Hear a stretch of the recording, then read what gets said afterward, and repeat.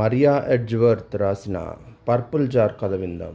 రోజమండ్ అనే ఒక చిన్నారికి కొత్త బూట్లు అవసరమున్నా బజారులో ఒక కిటికీలో ఉన్న ఆకర్షణీయమైన ఒక పర్పుల్ జార్‌ని చూసి మురిసిపోయి అది కొనుక్కొని ఇంటికి తెస్తుంది.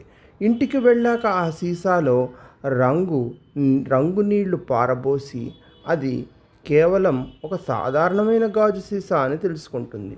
పాత బూట్లు చిరిగిపోయి నడవలేక, కొత్తవి కొనుక్కోవటానికి డబ్బులు లేక పోయినా సరే ఈ నీలిరంగు జార్ కొనుక్కొని ఇంటికి వచ్చింది. ఇప్పుడేమో అది సాధారణమైనదే అని తెలుసుకొని బాధపడింది.